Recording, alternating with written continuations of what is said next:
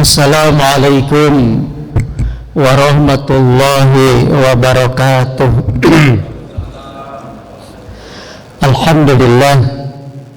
Alhamdulillahilladzi balagona fi syahri Muharram syahrun mubarakah. Asyhadu an la ilaha illallah wahdahu la syarikalah wa asyhadu anna sayyidana Muhammadan abduhu wa rasuluhu la nabiyya ba'dah.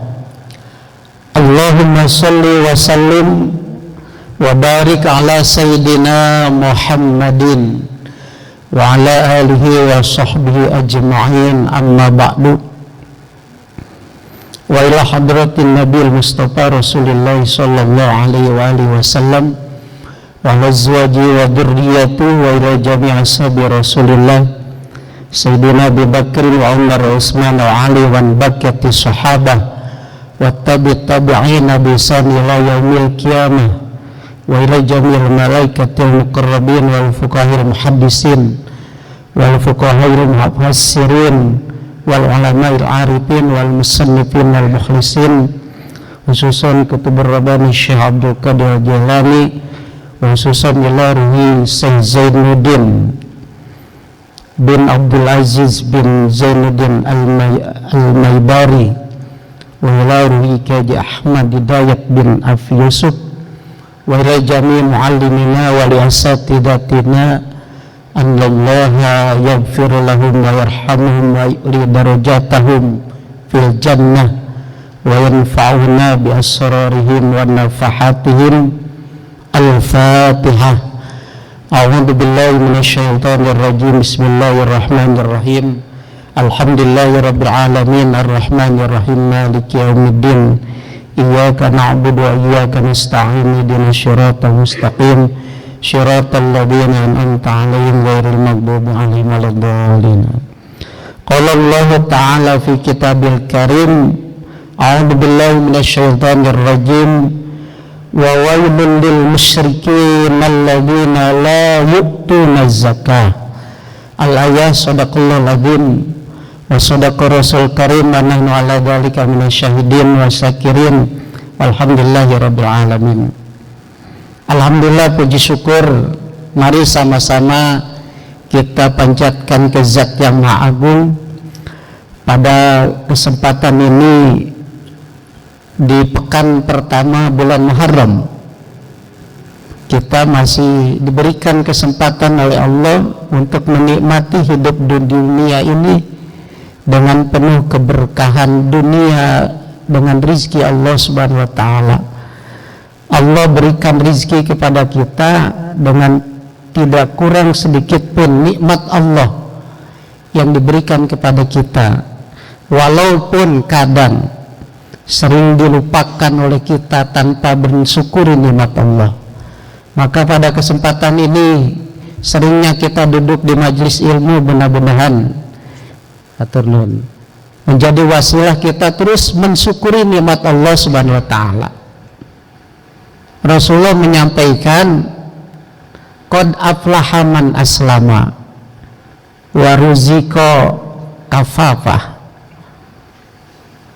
Rasulullah menyampaikan, sungguh beruntung seorang muslim, orang yang masuk dalam agama Islam, rizkinya dicukupkan oleh Allah Subhanahu wa ta'ala. Wa qanna'ahu bima atahu. Bahkan Allah mengqanaahkan, memberikan rasa cukup pada kehidupannya dengan apa yang Allah berikan rizkinya. Artinya ibadah kita itu nggak susah kalau kita mau mensyukuri nikmat Allah. Bangunnya kita di pagi hari bisa sholat subuh berjamaah, nikmat. Bahkan sampai kita bisa bekerja di pagi hari sampai sore hari, nikmat. Maka Allah luaskan nikmat ini kepada kita. Mudah-mudahan terus menjadikan ibadah kita meningkat di hadapan Allah Subhanahu wa ta'ala. Amin ya rabbal alamin. Salawat dan salam mudah-mudahan senantiasa disampaikan ke baginda alam habibana wa nabiyana Muhammad sallallahu alaihi wasallam. Hadirin jamaah Masjid Raya Puri Truk Jambi yang saya muliakan. Wabil khusus yang saya hormati Ketua DKM beserta jajaran, para asatidz, para alim, para ulama yang hadir pada kesempatan kuliah subuh pekan ini. Insyaallah pada pagi ini kita akan bahas daripada keutamaan, ketentuan hukum daripada fi zakati wa fadliha wa ma wurida fi ma na'aha minal wa'id, berkenaan dengan zakat dan keutamaan berzakat, dan juga ancaman Allah Subhanahu wa taala bagi orang yang lalai dalam syariat berzakat. Hadirin yang dimuliakan Allah, Syekh Jainuddin Al-Maibari bin Abdul Aziz Al-Maibari dalam kitab Irsadul Ibad, beliau menyampaikan beberapa kutipan ayat Al-Quran dan hadis Rasulullah SAW. Di antaranya Allah sampaikan dalam surat Fussilat, Allah sampaikan qala Allah Ta'ala wa wailun lil musyrikina alladzina la yu'tuna zakah. Allah sampaikan makna ayat ini, wawailun dan neraka wil, kecelakaan masuk ke dalam neraka wil, lil musyrikina bagi mereka yang melakukan kesyirikan kepada Allah.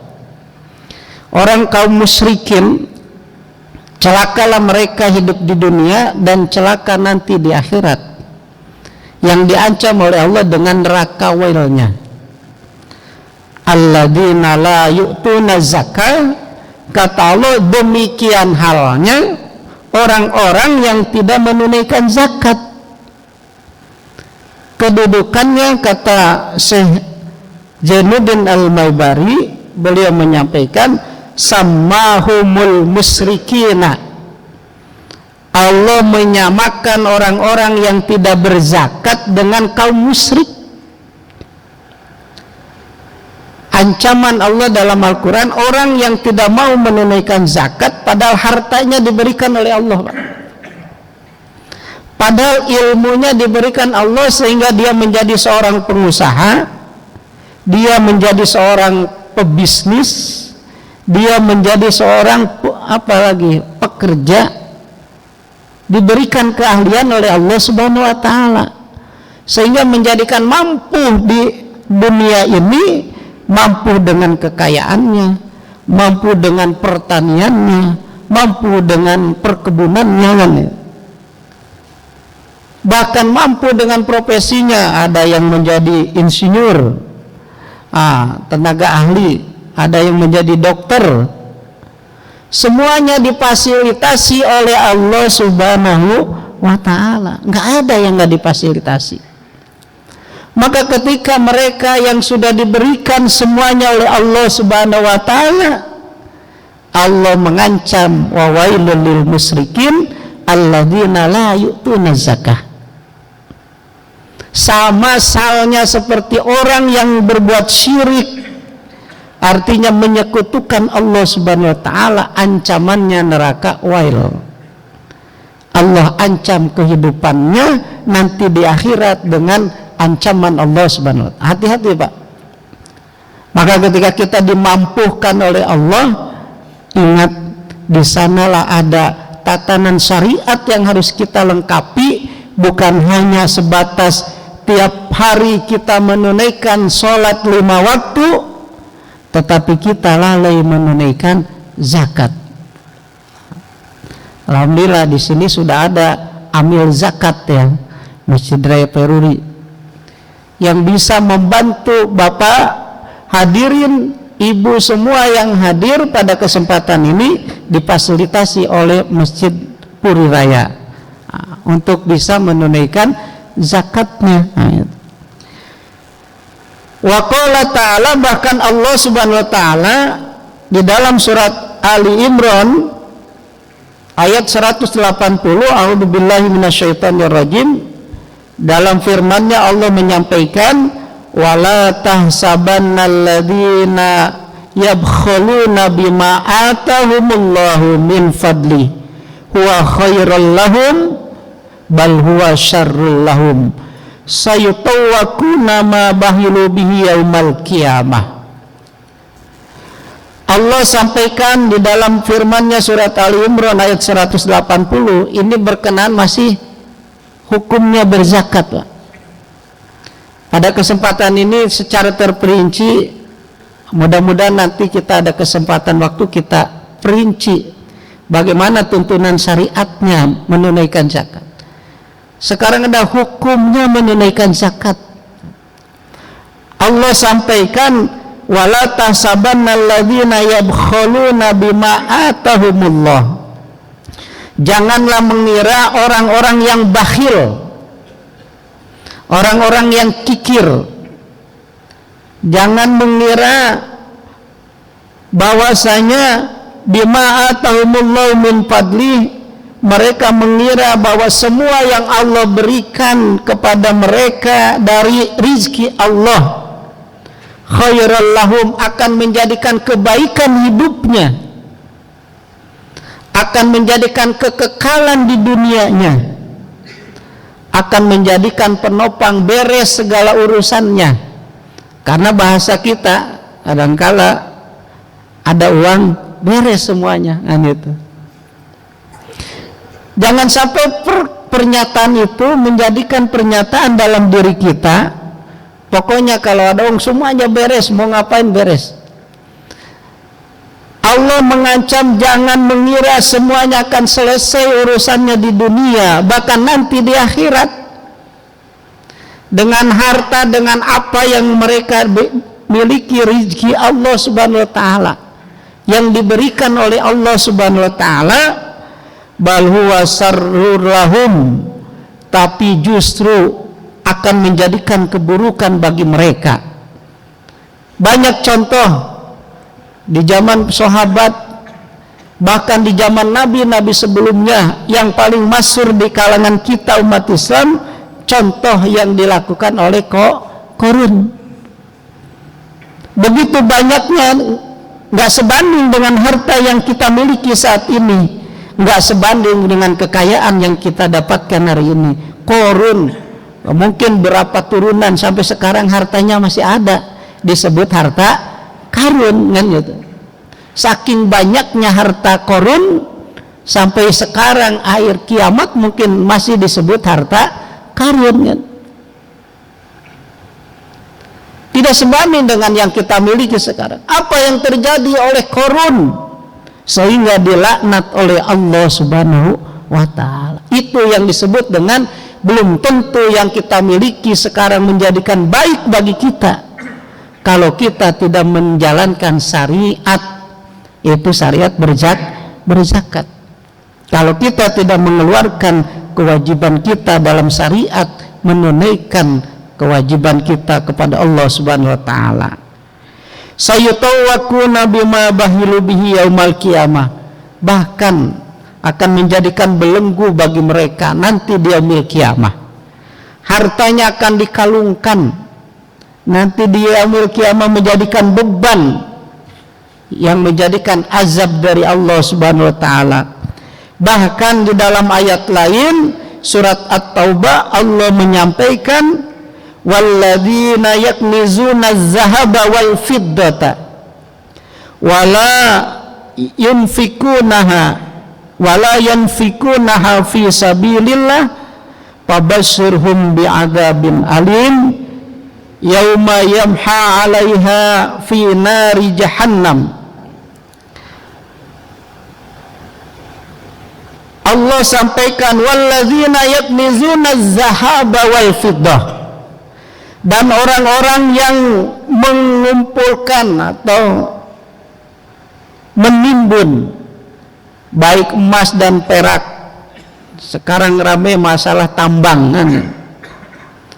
Dulu emas dan perak, nah, tambang emas sekarang udah mulai berkurang, ganti tambang timah. Nah, tambang apalagi banyak. Maka ketika orang-orang mengumpulkan emas dan perak, wala yunfikunaha fi sabilillah, dan mereka tidak menginfakkan menafkahkan, mengeluarkan zakatnya fi sabilillahi, di jalan Allah, fabasyirhum bi'adzabin alim, maka Muhammad berilah kabar gembira mereka dengan siksa Allah yang sangat pedih. Artinya harta yang dititipkan oleh Allah kepada kita untuk menopang kehidupan di dunia, baik dengan kehidupan derajatnya, esensinya, privasinya, ataupun derajatnya di masyarakat dengan kekayaannya, maka fabasyirhum, mungkin mereka jalan dengan mobil mewahnya, hidup tinggal dengan rumah yang luasnya, atau jalan ke sana kemari, wisatanya kemana dengan tempat yang istimewanya, tetapi mereka melupakan berinfak di jalan Allah, yaitu dengan menunaikan zakatnya. Fabasyirhum bi'adzabin alim, maka kata Allah, berikan kabar gembira mereka dengan siksa Allah yang sangat pedih. Yauma yumha 'alaiha fi nari jahannam fabakwa biha jabahum patakwa biha jabahuhum, maka Allah subhanahu wa ta'ala akan memanaskan harta-hartanya nanti di neraka jahanam. Kekayaannya akan dipanggang oleh Allah subhanahu wa ta'ala, patakwa biha jabahum, maka Allah akan menyetrika jidat-jidat mereka. Justru hartanya yang akan menjadi belenggu nanti di yaumil kiamah.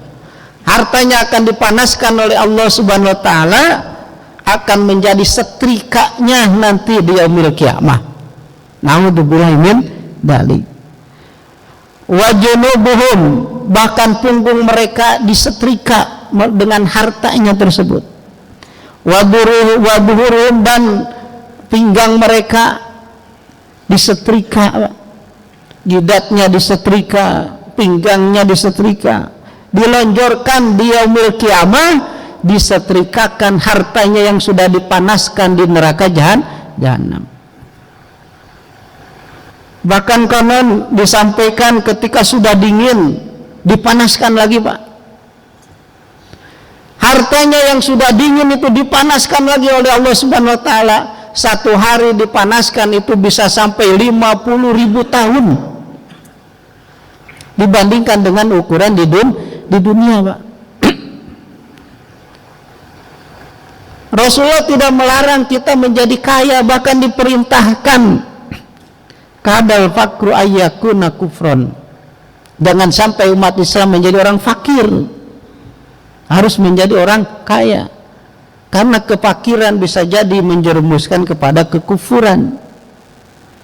Kekayaan diperintahkan oleh Rasulullah, tapi ingat, kekayaan bukan menjadikan penyelamat kita.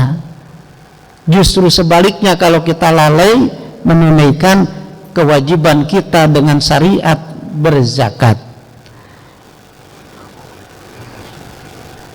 Hadza ma kanaztum li anfusikum fadhuku bima kuntum taknizun. Allah sampaikan ini semua yang Allah berikan nanti di yaumil kiamah. Hadza ma kanaztum.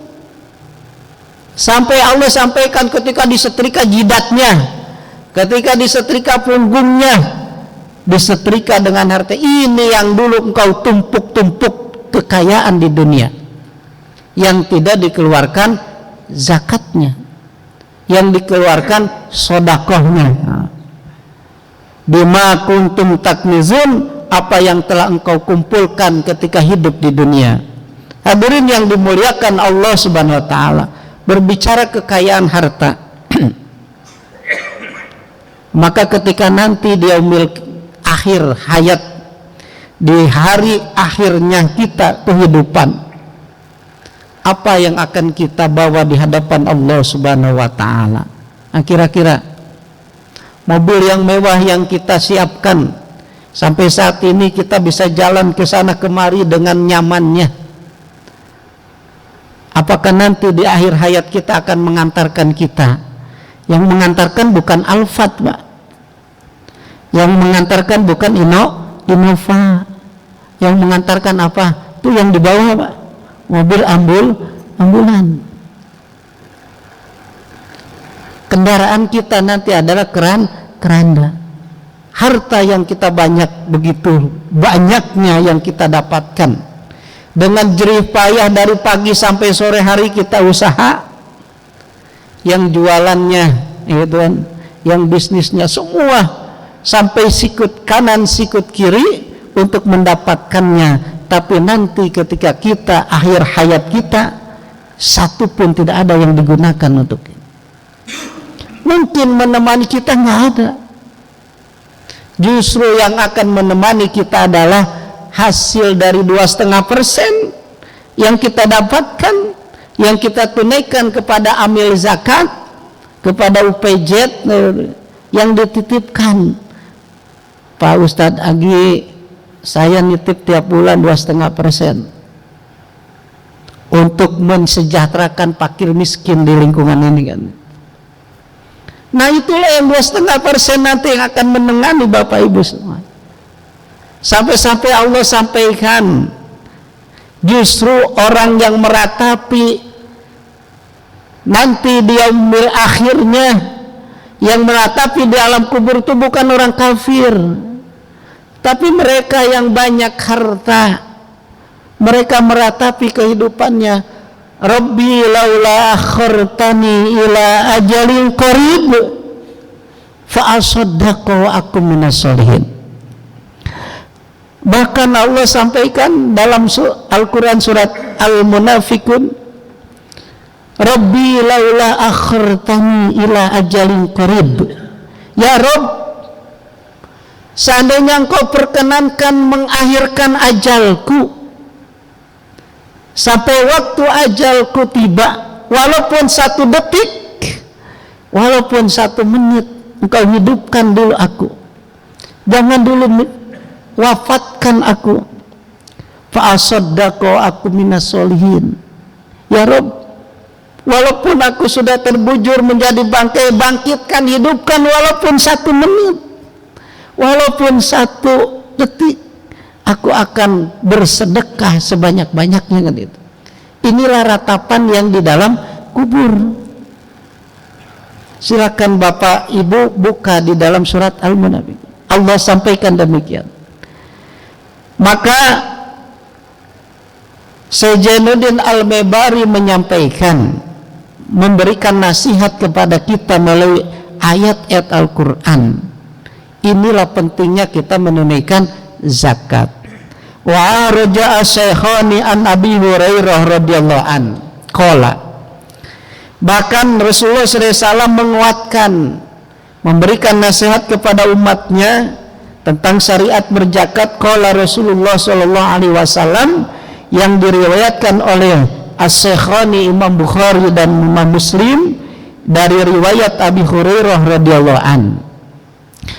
Rasulullah SAW bersabda, ma min sahibi dhahabin wala fiddatin la yuaddi minha haqqaha illa idza kana yaumul qiyamah suffihat lahu safaihu min narin fa'ahma 'alaiha fi nari jahannam fayaqwa biha janbahu wa jabinahu wa dhuhrahu.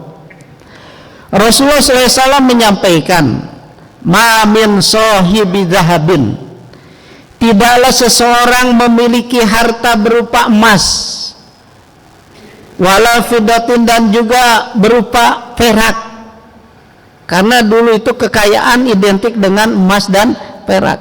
Orang yang memiliki gudang emas, gudang perak. Kalau sekarang kekayaan itu beda lagi, punya saham, tersimpan di mana-mana, di pasar saham sampai banyak kan.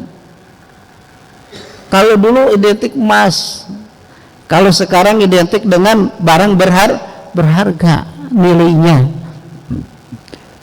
Maka barang siapa yang memiliki harta berupa emas dan perak, tidaklah mereka dapatkan ketika la yu'addi minha haqqaha, maka dia tidak mampu mengeluarkan haknya, kewajiban kepada Allah Subhanahu wa taala. Haqqaha itu apa? Zakat. Dari emas yang kita miliki ada ketentuan yang harus dikeluarkan. Dari kekayaan yang kita miliki ada ketentuan yang harus kita keluarkan zakatnya. Setidaknya 2,5% yang harus kita keluarkan untuk kekayaan yang kita miliki. Maka Allah Subhanahu wa taala melalui Rasulullah menyampaikan illa idakana yaumul qiyamah sufihat lahu, kecuali ketika nanti di hari kiamat akan dijadikan lempengan-lempengan yang panas, Pak. Harta itu emasnya yang sekarang menjadi batangan emas, nanti di yaumul qiyamah kata Rasulullah akan dijadikan lempengan yang dipanaskan di dalam neraka jahanam, yang lempengan ini menjadi setrikanya nanti di yaumul qiyamah. Karena apa? Karena tidak menunaikan haknya berzakat. Hadirin yang dimuliakan Allah Subhanahu wa taala. Fayuqwa biha janbuhu wa jabinuhu wa zahruhu.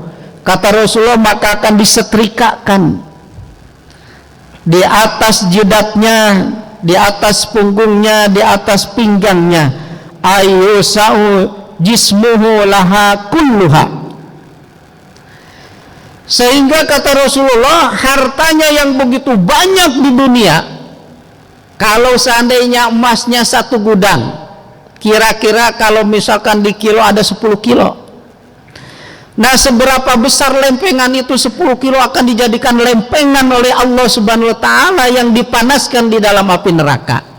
Maka lempengan itu akan memenuhi badannya. Kalau lempengan itu 10 kilo menjadi 10 meter, Pak, badannya Allah akan jadikan menjadi 10 meter. Sampai seperti itu. Badannya orang pemilik harta ini bukan segede gini, Pak. Kita yang beratnya hanya bobot ada 70 kilo gitu. Tapi ternyata lempengan emasnya bisa menjadi beban berat badannya lebih besar daripada 70 kilo, Pak. Jadi disesuaikan, nanti lempengan itu disesuaikan oleh Allah sesuai dengan besarnya lempengan tersebut. Badannya pun, raga kita, jiwa kita. Orang yang hartanya banyak itu, semakin banyak badannya akan semakin besar. Semakin banyak semakin besar. Sampai kulluha, kata Rasulullah, seluruh hartanya, maka jasadnya akan sama dengan sejumlah harta yang dimilikinya, yang tidak dijakatinya. Maka kata Rasulullah, wa in kasurat kullama buridat uidat lahu fi yaumin kana miqdaruhu khamsina alfasana.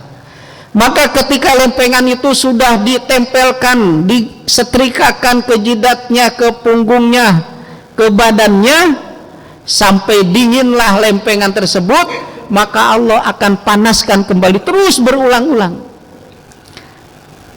sampai dalam 1 hari, kata Rasulullah, wa kana miqdaruhu fi yaumin khamsina alfasana.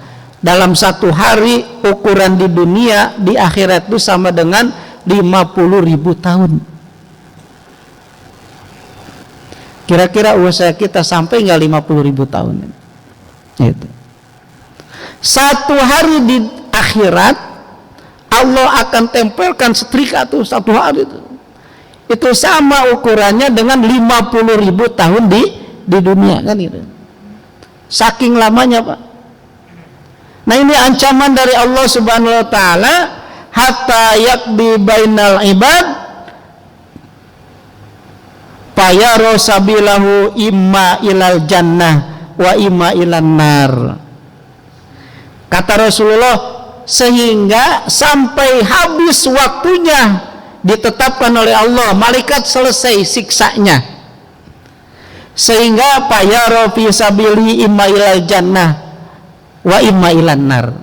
Setelah selesai disiksa oleh Allah Subhanahu wa taala, Apakah di akhirnya nanti dia akan melihat jalannya ke surga atau jalan ke neraka, kata Rasul.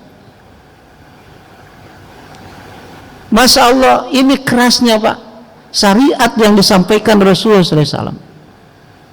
Sampai-sampai nanti dia yaumul qiyamah sendiri, dia setelah disiksa oleh Allah, apakah dia akan menemukan jalan ke surga atau jalan ke neraka. Rasulullah pun tidak menjamin. Hanya Allah yang menentukan segala urusan baik di dunia dan di akhirat. Kila ya Rasulullah, bahkan sampai ada yang bertanya kepada Rasulullah, fal ibilu ya Rasulullah, terus bagaimana, apakah itu hanya orang yang memiliki hartanya berupa emas dan perak? Ya Rasulullah, fal ibilu, bagaimana orang yang punya kandang unta, untanya banyak, orang yang memiliki peternakan unta ya Rasul? Ditanya oleh sahabat, ya Rasul, karena sahabat zaman dulu ada yang punya kekayaannya sebagai emas perak, ada yang punya kekayaannya berupa ternak unta Pak. Kalau di Arab ya nggak jauh, unta, kambing kan, pengusaha unta, pengusaha kambing. Maka suatu ketika Rasulullah SAW sampai jam berapa? Sampai jam kurang 10 menit ada tanya jawab. Iya. Siap. Suatu ketika Rasulullah SAW kedatangan sedang halaqah seperti ini, Bapak hadirin. Rasulullah sedang pengajian, karena senang Rasulullah itu setiap habis sholat pasti kumpul bersama sahabat seperti ini. Jadi kajian-kajian ini di zaman Rasulullah pun dilakukan. Jadi setiap habis sholat ketika turun wahyu, ada perintah dari Allah, Rasulullah menghadap kepada para sahabat, menyampaikan syariat agama. Suatu ketika Rasulullah SAW sedang menyampaikan syariat melalui halaqahnya, pengajiannya. Datanglah seorang pemuda yang tampan rupa, dan seorang pun di antara sahabat tidak pernah melihat pemuda tersebut. Datang di sebelah Rasulullah SAW, langsung duduk di sebelah Rasulullah, seraya dia menyimpaikan tangannya ke paha Rasulullah SAW. Kemudian Rasulullah SAW ditanya, pemuda tersebut bertanya kepada Rasulullah SAW, mal Islam? Muhammad, mal Islam? Wahai Muhammad, apakah Islam itu apa? Maka dijawab oleh Rasulullah SAW, Islam itu antashhada an la ilaha illallah wa anna Muhammadar Rasulullah wa iqamas shalah wa ita'az zakah wa shauma Ramadan wal hajja man istata'a ilaihi sabila. Rasulullah ditanya oleh pemuda tersebut, dijawablah oleh Rasulullah, Islam itu adalah, pertanyaannya, Muhammad, Islam itu apa? Kata Rasulullah, dijawab, Islam itu adalah engkau mengucapkan 2 kalimat syahadat, asyhadu an la ilaha illallah wa asyhadu anna Muhammadar Rasulullah wa iqamas shalah. Kemudian engkau menunaikan salat, melaksanakan salat 5 waktu, wa ita'az zakah, engkau menunaikan zakat, wa shauma Ramadan, engkau melaksanakan saum bulan Ramadan, wal hajja man istata'a, engkau melaksanakan ibadah haji ya dengan mampu melaksanakan perjalanannya. Ya, alhamdulillah nih, selamat datang para hujaj ya, yang kemarin bersama saya Pak Haji Tarigan, Pak Haji Kardi ya, banyak di sini yang alhamdulillah bersama-sama bisa kebimbing dalam satu kloter. Maka Rasulullah ditanya, dijawab oleh pemuda tersebut, sodaqta Muhammad, engkau benar, engkau lulus dalam pertanyaan ini. Yang bertanya itu seorang pemuda bertanya kepada Rasulullah, dijawab yang membenarkan beliau sendiri. Waqala, dan kemudian laki-laki ini bertanya, wa mal iman Muhammad, iman itu apa wahai Muhammad? Dijawab oleh Rasul, antu minabillahi wa bimalaikatihi wa kutubihi wa rusulihi wa bil yaumil akhir wa bi qada'ihi bisarrihi khairihi wa sarrihi.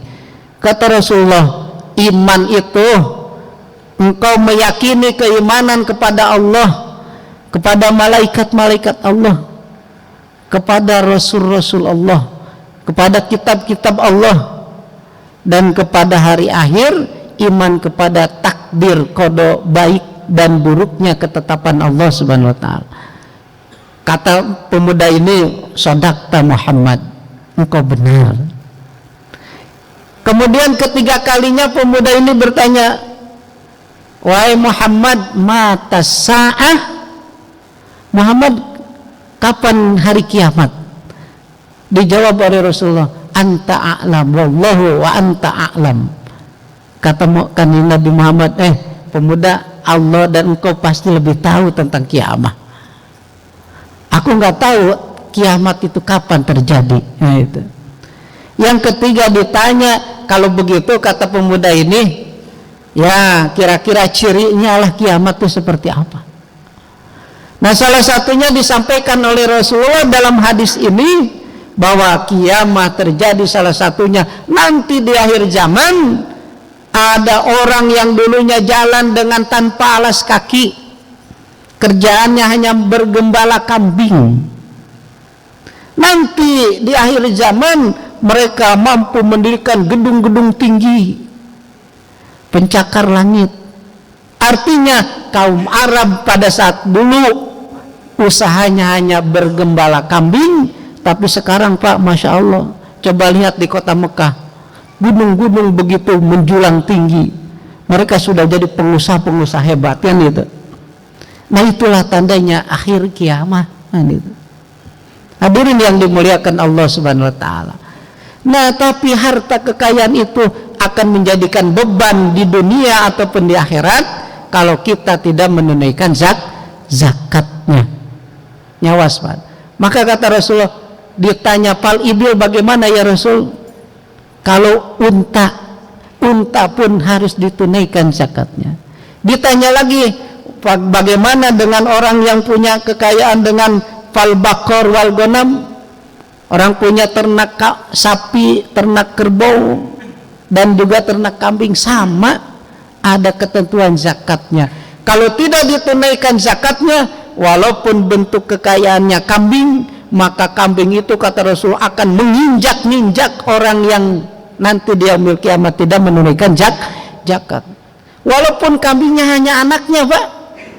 Jadi dia akan menginjak-injak, kakinya akan diinjak-injak, jidatnya akan diinjak-injak oleh kekayaan berupa unta, berupa kambing, berupa ternaknya, kalau tidak mengeluarkan zakat. Maka kisah tadi, hadirin rahimakumullah, sehingga ketika pemuda tadi pergilah, selesai bertanya yang tadi, Pak, pemuda tadi bertanya, para sahabat ditanya, wahai para sahabat, kamu kenal nggak tadi yang di sebelah aku?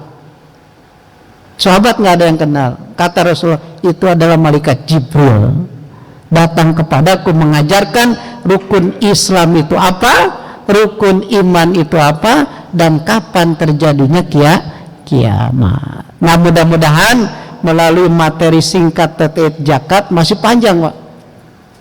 Ya, mudah-mudahan ya Pak Agi bisa ada waktu kita kupas lagi nanti berkenaan dengan zakat. Ini kewajiban syariat Islam, rukun Islam yang ketiga yaitu berzakat. Bahkan sampai-sampai Imam At-Tabrani menyampaikan bahwasanya mani'uz zakah yaumal qiyamah finnar.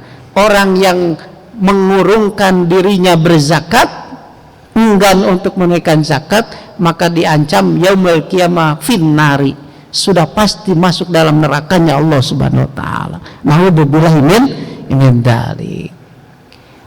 Dan juga beliau menyampaikan seorang muslim yang diperintahkan oleh Allah iqamis shalah, tunaikan salat, wa utaiz zakah, dan tunaikan zakat. Artinya tidak akan dinilai sholatnya di hadapan Allah ketika dia memiliki harta tidak menunaikan zakat. Hilang Pak, sholatnya hilang, tidak dicatat sebagai amal sholatnya karena dia punya harta tidak berzakat. Nah itu mudah-mudahan kita diingatkan oleh para ulama, ya, kita diingatkan oleh para asatid, kita diingatkan oleh nasihat-nasihat agama untuk menjaga kekayaan kita dengan berzakat. Mudah-mudahan menjadikan manfaat.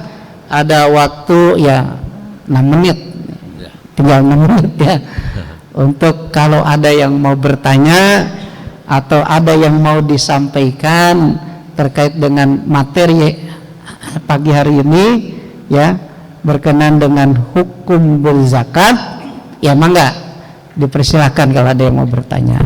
Ya mangga Pak Haji. Alhamdulillah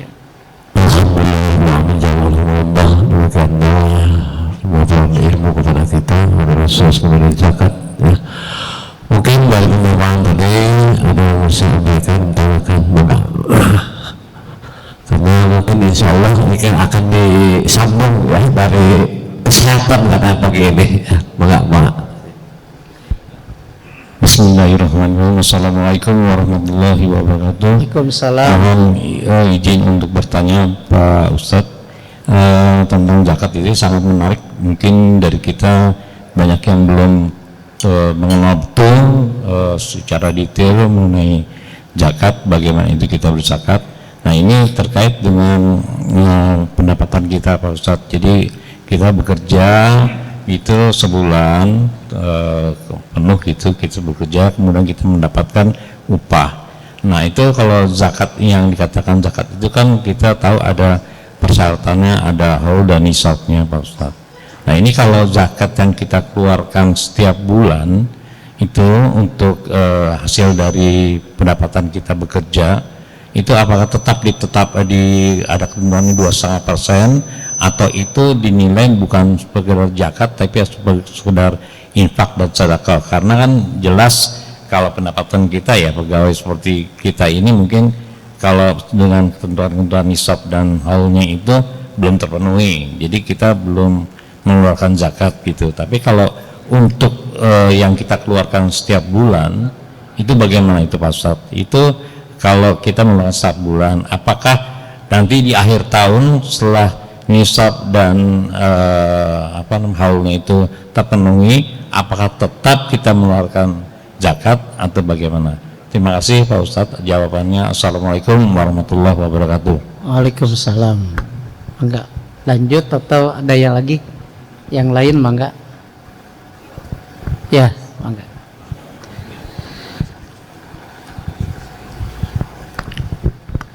Assalamualaikum warahmatullahi wabarakatuh. Waalaikumsalam. Mungkin pertanyaan saya hampir sama tadi dengan Pak Haji Wahyu Eka. Tapi pertanyaan saya pada saat ini kan untuk karyawan dari pemerintah telah dikenakan PPh. Demikian juga para pengusaha yang legalitasnya resmi sudah dikenakan PPh pasal 23 sebesar 2% ataupun 1,78 bagi yang mempunyai SUJK. Jadi pertanyaan saya Pak, kan setiap bulan ini setiap ada transaksi sudah dipotong oleh lembaga negara.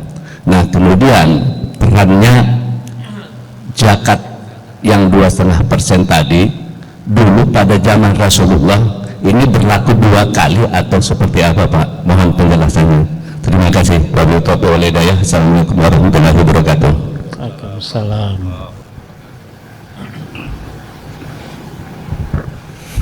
Bismillahirrahmanirrahim. Assalamualaikum warahmatullahi wabarakatuh. Waalaikumsalam. Hampir sama pertanyaan saya, cuma bagaimana cara kita mengeluarkan zakat tersebut. Maksud saya begini Pak Ustaz, setiap bulan itu kita mengeluarkan zakat itu kan tadi ada 2,5% dari penghasilan. Lalu kita mengeluarkannya itu tidak melalui Basnas misalnya, tidak formil, tetapi mengeluarkannya misalnya kita berikan bantuan kepada orang yang membutuhkan, terutama dari keluarga kita seperti itu, atau kita mengeluarkannya melalui santunan anak yatim Nah, apakah itu setelah kita mengeluarkan itu kita masih kena mengeluarkan di basnas itu atau tidak? Nah, itu demikian. Terima kasih. Assalamualaikum warahmatullahi wabarakatuh. Waalaikumsalam. Cukup 3 ya. Terima kasih. Ini pertanyaannya meluas berkenaan dengan zakat ya, syariat zakat ini. Kalau tadi kita berbicara masalah hukumnya tidak menunaikan zakat, ketentuan berzakat fikih itu dinamis. Zaman Rasulullah yang diukur adalah emas, perak, peternakan. Belum ada hitungan zaman Rasulullah adalah penghasilan seseorang, walaupun ketika itu sekelas para sahabat yang diperintahkan Allah untuk mengumpulkan zakat saja mereka menunaikan zakatnya kan gitu. Sebagai amil sendiri mereka menunaikan zakatnya. Artinya apa? Dari mereka yang didapatkan dari usahanya itu mereka mengeluarkan zakat. Itu zaman sahabat. Nah, berkembang dengan sekarang ya tadi bicaranya sekarang sudah tidak lagi hitungan emas perak kekayaannya. Hampir sulit kita menemukan orang punya kekayaan, mungkin hanya orang-orang tertentu. Akhirnya kebanyakan kita punya usaha adalah berupa pekerjaan atau berupa usaha ya, ada yang pabrik ya, ada yang klinik dan sebagainya. Maka hitungannya bagaimana kekayaan itu ditunaikan zakatnya yang jadi pertanyaannya hampir sama semua sebenarnya. Bagaimana ketentuan itu menunaikan zakatnya kan? Maka dalam hal ini Syekh Yusuf Al-Qaradawi ya, ulama modern saat ini yang banyak rujukannya dipakai berkenaan dengan menentukan bagaimana zakat profesi disebutnya, zakat penghasilan. Maka bagaimana ketentuannya? Maka ketentuannya dikembalikan dengan hitungan besaran nilai emas dan perak kan. Tetap ketentuannya dikembalikan karena zaman Nabi penghitungan masalah kekayaan itu ukurannya adalah emas. Maka dihitunglah dengan 85 gram emas kan itu. Ketika seorang sudah mencapai nilai takaran 85 gram emas selama 1 tahun kan itu, kekayaannya mencapai, dihitung misalkan saya berpenghasilan kalau 85 gram sekarang harga 1 juta ya 600 ya, antam 1 udah hampir 2 juta ya. Nah, kalau dihitung antam itu sudah, maka diistihadkan masing-masing daerah nilai emas yang berlaku di masyarakat gitu. Pemerintah menetapkan melalui Kementerian Agama dengan hitungan nilai emas yang berlaku di masyarakat. Kalau dirupiahkan pasti harganya berbeda. Takarannya adalah ketika bertemu dengan 85 gram selama 1 tahun penghasilan. Kalau misalkan 85 gram ketemunya sekitar, kalau harga 1 juta aja udah 85 juta. Nah, kalau paling rendah harga emas kadar karatnya berapa gitu, misalkan di emas Kerawang, di toko Kerawang rata-rata berapa harganya Pak? Bapak mah nggak pernah beli emas. Bapak nggak pernah beli emas kan? Nah, kalau hitungan gampang, cara ngitung aja ini ya. Cara menghitungnya nanti disesuaikan dengan harga emas pasar. Kalau dihitung 1 juta saja berarti 85 juta dalam 1 tahun. Maka kalau penghasilan seorang 85 juta dalam 1 tahun, maka kalau sudah sampai di sana wajib 2,5% kan gitu. Hitungan kalau 1 tahunnya ketemu 85 juta. Kalau kurang dari 85 berarti belum sampai kena nisab kan gitu. Ah, kira-kira begitu hitungannya. Maka dihitung tuh dalam setahun. Kan ketahuan Bapak gaji tetapnya sebulan berapa. Hitung tuh selama setahun. Belum tambah THR. Nah, ada THR-nya Pak Ustadz ya. Jangan dihilangkan itu penghasilan. belum tunjangan jasa yang lainnya, ya, jasa produksi kan. Nah itu semua dihitung. Hitung selama setahun, kalau setahun ketemunya haul yang disebut ketemu tepung 1 tahunnya 85 juta, kalau takaran misalkan 1 juta, maka keluarkan 2,5%. Ya berarti berapa tuh? Ya nggak nyampe 200.000 Pak, nggak nyampe kan? Nggak kan seperti itu. Ya kalau dihitung ya, makanya kecil sekali. Sampai-sampai ada anekdot di Islam itu lebih pelit katanya. Orang di gereja aja 10% sampai 20% Pak. Di Islam 2,5% saja susah gitu kan untuk mengeluarkan zakatnya. Ya kira-kira begitu. Maka ketika 2,5% yang harusnya ya sekitar 2,5% ya 212.500 lah. Selama setahun Pak, kan kira-kira 2 juta ya, maaf, 2.125.000. Kalau dibagi setahun berarti sekitar 177.000 sebulan Pak. Bapak sebulan penghasilan bisa sampai 7.500.000 gitu, 8 juta, hanya mengeluarkan 177.000 per bulan Pak, 2,5%. Kira-kira berat kan gitu, berat Pak untuk masih ngitung-ngitung. Aduh, ini gajian 8 juta dikurangi 170.000, masih ngitung lagi Pak, kurang berat. Ya, kredit mobil 2 juta kan, jalan aja lancar. Bapak hadirin dari makhluk, ketika zakat dihitung, Allah sampaikan yauma hasodi, ketika kita mendapatkan kekayaan, ketika sawah dipanen maka keluarkan zakat, nggak ada hitung-hitungan lagi Pak, dipanen ya keluarkan zakatnya. Maka ijtihad para ulama melalui sabda Rasulullah SAW, ketika panen dihitung, kalau panennya pakai airnya beli, airnya bayar 5%. Kalau airnya enggak bayar, air tada hujan 10%. Enggak ada Pak bicara pupuknya nanti gimana dikurangin, ya enggak. Begitupun penghasilan, ketika kita dapatkan penghasilan, ketika di perusahaan penghasilan Bapak take home pay lah, take home pay ya, kan sudah dikurangi pajak, kan dikurangi semua, bersihnya diterima, jangan dulu dipotong. Oh nanti saya potong dulu nih buat cicilan mobil, jangan, habis kalau begitu enggak nih soba. Jadi dihitungnya take home pay itu setelah terima oleh kita masuk ke ATM ya, berarti kan sudah dipotong pajak, kan udah potong apalagi tuh yang wajibnya di perusahaan ya, bukan cicilan tapi yang wajibnya. Nah itulah yang dihitung Pak, take home pay-nya. Ternyata dipotong lagi oleh perusahaan cicilan koperasi kan gitu. Enggak, itu mah masih dihitung sebagai zakat ya. Begitu penghitungannya. Itu Pak Haji Wahyu ya. Ini 2,5% tuh hitung.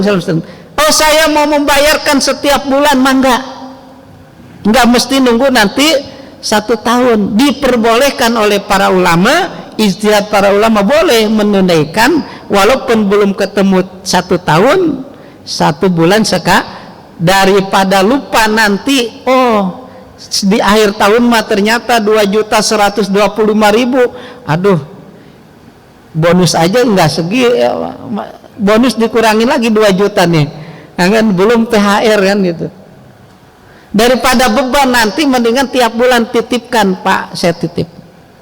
Nah itu. Kemudian bagaimana tadi ketika zakat itu saya langsung berikan kepada fakir miskin. Boleh Pak, syariat agama boleh menunaikan zakat langsung kepada fakir miskin, karena yang berhak menerima zakat itu siapa? Ada 8 golongan. Innamas shadaqatu lil fuqara'i wal masakin wal amilin 'alaiha wal mu'allafati qulubuhum wa fir riqab wal gharimina wa bisabil wa fisabilillah. Dzalika demikianlah ketetapan Allah Subhanahu wa taala. Bahwasanya zakat sedekah yang wajib ini hanya diberikan kepada 8 fuqara, masakin, fakir miskin, amil. Amil itu pengelola zakat yang disahkan oleh negara, oleh pemerintah, oleh amir. Amil itu bukan amil ini tukang nikahin. Ini mah amil tukang nikahin. Beda, nggak berhak memungut zakat, ya, kecuali di SK-kan sebagai amil zakat. Nah, itu. Wal amilina alaiha wa fir riqab, orang apa, hamba sahaya, perbudakan, gorim, orang yang berhutang di jalan Allah, wa fisabilillah, kemudian orang yang berjuang di jalan Allah, para fisabilillah. Maka Pak, ingat, ada 3 yang akan dilindungi oleh Allah Subhanahu wa taala. Siapa yang 3 itu?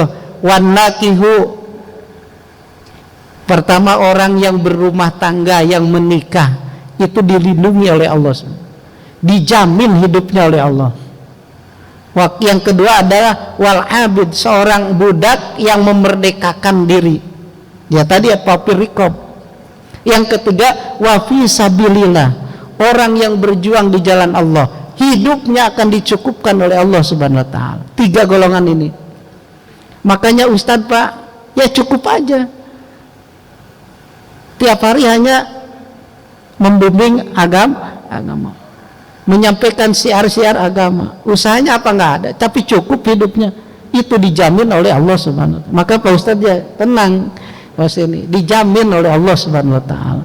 Jadi jangan risau bagi para dai, dakwah dan semua, siarkan agama dengan sesuai dengan tuntunan Rasulullah SAW.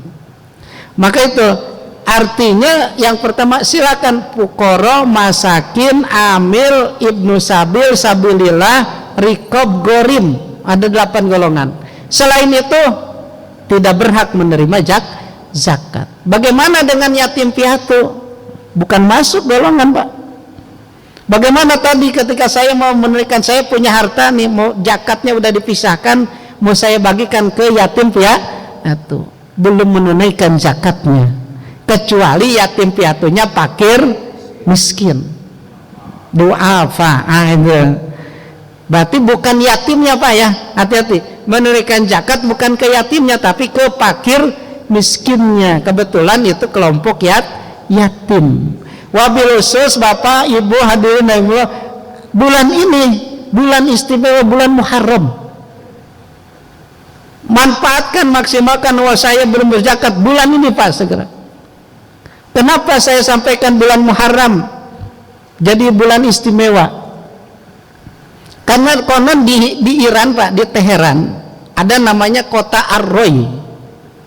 Ini Syekh Jainuddin Al-Bari mengisahkan ada sebuah kisah ini terkait dengan Muharram Pak. Nih sedikit saya tambahkan Pak Ustadz ya. Ini sebenarnya bisa diskusi enak gitu. Di bulan Muharram Pak, ada seorang kodi itu seorang ahli hukum, tukang memutus perkara lah, hakim ya. Seorang kodi di Teheran ini, dia kedatangan seorang fakir, seorang miskin datang, ya Syekh, tolong berikan sedekahnya buat saya. Saya mengagungkan hari ini adalah hari yang mulia di bulan Muharram, hari Asyura, hari Asyura. Maka kata kodi, ya udah nanti ya habis zuhur. Dia hanya minta 2 dirham, hanya minta 5 potong roti dan daging untuk makannya hari itu. Kata kodi seorang hakim nih, nanti ya habis zuhur. Nah janjinya habis zuhur, datanglah si miskin ini kembali, ya tuanku, katanya mau habis zuhur mau dikasih. Kata beliau si hakim ini, nanti ya habis asar. Mungkin masih sibuk Pak. Ini berkenaan zakat dan sedekah, Pak. Nah, ketika sampailah waktunya asar, datang lagi si miskin ini. Ya Tuhan, katanya mau habis asar. Sampai akhirnya udahlah, saya nggak bisa ada yang diberikan, katanya. Akhirnya nggak memberikan apapun, Mbak. Pulanglah dengan hati yang gondok. Si miskin udah dijanjikan zuhur nggak dikasih. Ya sama kayak kita sering di PHP-in. Datang Pak Bupati begini, nah besok datang lagi. Kan kira begitu. Nah, ada orang yang datang. Nah, ketika sampainya si miskin ini, pulanglah ke rumahnya. Di perjalanan ketemu ada seorang Nasrani sedang duduk di depan rumahnya, mungkin si engkau lah gitu. Enci di depan rumahnya si Enci. Lihatlah ada Enci di depannya. Orang Nasrani kan itu. Nah, akhirnya si miskin ini datang, ya Tuanku, berilah sedekah bagiku. Mintalah gitu. Ente kok bisa-bisanya minta ke saya kan? Emang nih sekarang hari apa? Ditanya. Oh ya Tuhan, sekarang itu hari Asyura, hari yang diagungkan ya. Aku hanya butuh 5 potong roti dan daging dan 2 dirham. Dikasih Pak 10 kilo gandum sama si Nasrani itu langsung.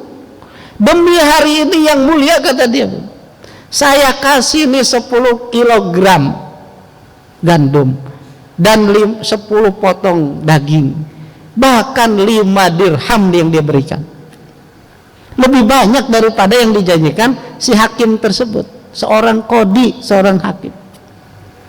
Maka sampailah, pulanglah si ini, dibawalah untuk kehidupan kamu sehari-hari. Dibawa semua, Pak. Nah, setelah kejadian itu, di malam harinya si kodi tadi, si seorang hakim tadi bermimpi, Pak. Mimpi dihadirkan oleh Allah Subhanahu wa taala, dibangunkan, "Hei kodi, bangun."